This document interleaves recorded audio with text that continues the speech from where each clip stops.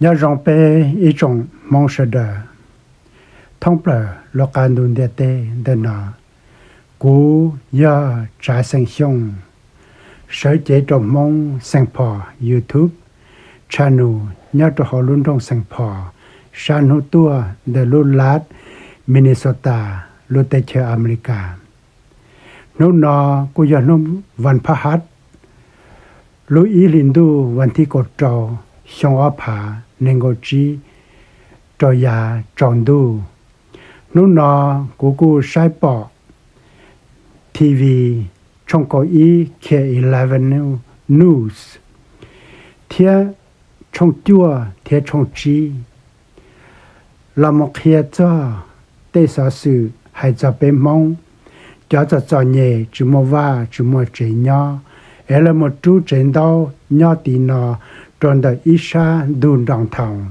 sinh phò để xin nô nó lời tê va tê chiến đấu là đời nó trò một chúa trò một trò trò một trồng trò một giờ tệ ấy là giờ chỉ tàu và chỉ tàu chế nhỏ giờ giờ tê chiến đấu nó tí nó nhỏ sẽ là lo chừng tàu một trồng cảnh ấy cũng giờ cho bên một khía con nó ý khó thì ở tàu một giờ cũng cho bên một chỗ xã Oakland California cho một xã bên từ cho mường Mayor Sinh Thao họ tới mình sẽ nên nó họ rong đi trả lại nếu cô ta tỏ cho indicted ta tỏ cho yên liệt nữ thia nữ tu phong dư lo xia nữ tu luận rau ta tỏ cho yên liệt cho sâu nó chỉ lo là thia họ thì bé tao mua giờ cô giờ cho bé một sai bé từ cái tìm mong xong hùa sự là ya sự là ya sự xong nhớ cho họ luôn trong sinh phò nó thế để xin nên mua họ lười nhớ trong đó Sanda Apple Valley nên mua sa pizza nè san dua pizza để xin nên chỉ lấy plo là thiệt chỉ tao là tao ăn nu giờ này nó nên chăm một khóa tư cú giờ cho clip nó cho bé sai nên mà họ sai ya rong li cha cú giờ trả sinh xong để nó giờ mong sinh phò YouTube channel nhớ cho họ sinh phò Minnesota channel tua và cho nên là sai mong sinh phò YouTube channel nhớ cho họ sinh phò để nó và cho nên mà now need another place to go, but this is not a one-size-fits-all solution. While playing his PVC pipe flute, Alan Zhang warms his feet as the encampment near the Bruce Vento Sanctuary in St. Paul is bulldozed away. Alan says he found a sense of community at the encampment that at its peak housed 56 people. I've been living here for almost a year now. He lived in a tiny home and Mosaic Christian community for a year, but felt the environment wasn't right for him. After community, they go home to a loving family, and I go home to my rock and my heater, or my air conditioner, my fan, and it gets really lonely there, right? We're trying to connect them with more stable housing, not an overnight shelter. An overnight shelter is a last resort for most people. St. Paul's Director of Safety and Inspections, Angie Weesey, says the encampment had to be cleared for health and safety reasons. But the city was able to place a handful of individuals in apartments. Our one couple who was here from the very beginning went into stable housing. That was so much of a win to be celebrated. We have been full, and we have continued to utilize our overflow bunks and cots in our chapel area for emergency shelter. The problem is that availability remains a concern at shelters like the one at Union Gospel Mission Twin Cities, who sometimes have to send people to one of the 4 warming shelters in Ramsey County. We don't want to see folks outside on Sunday. What I heard last is a high of 0. But some people, like Alan, prefer to stay outside. Are you confident that you're going to be able to stay warm this upcoming week with sub-zero temperatures approaching? Yes, I am. I think I just went through so much that the cold is not cold to me anymore. Now, Alan says he will move to another encampment about a mile away from the one he was at.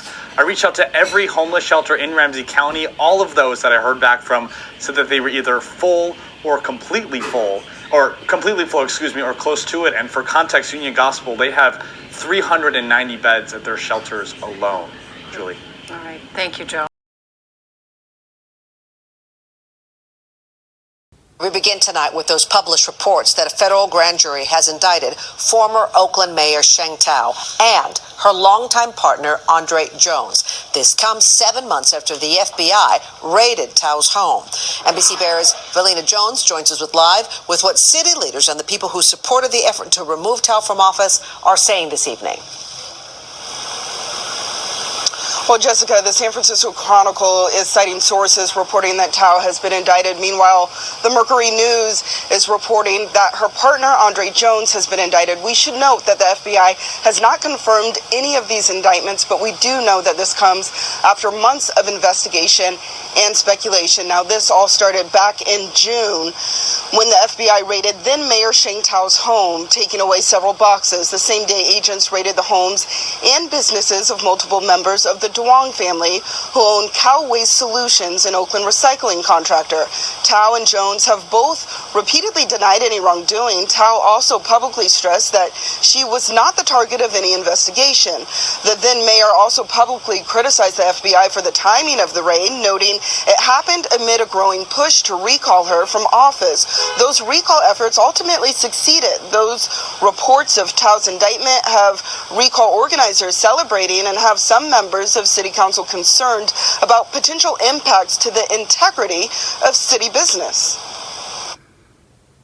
Shocked, disappointed, but absolutely maintaining my commitment to moving us out of this mess and doing all that I can to restore the people's trust. And that's going to need a whole lot of elected officials and appointed officials on board if we're serious about making that happen. We've known for a while that we've alleged that we believe that Sheng Thao is a deeply corrupt individual.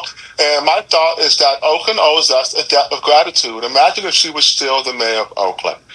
At least now she's no longer the mayor of Oakland. We're already well underway in picking a new leader. Last July, the city of Oakland was ordered to hand over records tied to the city contracts with California Waste Solutions, along with a group called Evolutionary Homes, and documents tied to Thao's partner, Andre Jones. That subpoena also demanded records tied to the 2022 mayoral election. Tonight, the U.S. Attorney's Office and federal officials announced they will hold a press conference tomorrow morning to detail what they're calling a significant law enforcement action. Tonight, many believe that's when we'll hear more about both Thao and her partner's indictments. Now, we've reached out to the city as well as Mayor Thao and her last known representation and Andre Jones, and have not heard back yet. Reporting live in the East Bay, Valina Jones, NBC Bay Area News. Our top story here at 5, a bizarre set of circumstances leading to a search in Apple Valley for a missing St. Paul man. Xu Zhang disappeared 2 nights ago at work as a pizza delivery driver. Fox 9's Karen Scullin joins us live from the Apple Valley Police Department with details on this mystery. So, Karen, what have you been able to find out? Well, Apple Valley police say they are investigating, gathering evidence, but right now they don't know if there's been a crime, a medical issue, or maybe an accident. What they do know and what the family knows is that Xu Zhang is missing. My name is Keisha, and I'm Xu's sister. 2 days gone. 2 days of questions and confusion among Xu Zhang's family and friends. I have a packet here of locations in Apple Valley. Zhang's sister gathering family to search for her brother, his phone, and his maroon Toyota Camry. His vehicle is going to be really important because there is a dash cam on his vehicle. So if his vehicle can be found and if the dash cam is still intact, that might be able to give us more information on him. Xu Zhang's disappearance is a real mystery. Not a lot adds up. He works at the Apple Valley Domino's and was set to deliver 4 pizzas about 6 p.m. on Tuesday, January 14th. We're actually able to watch the footage from Domino's, and it clearly shows that, he was not in distress.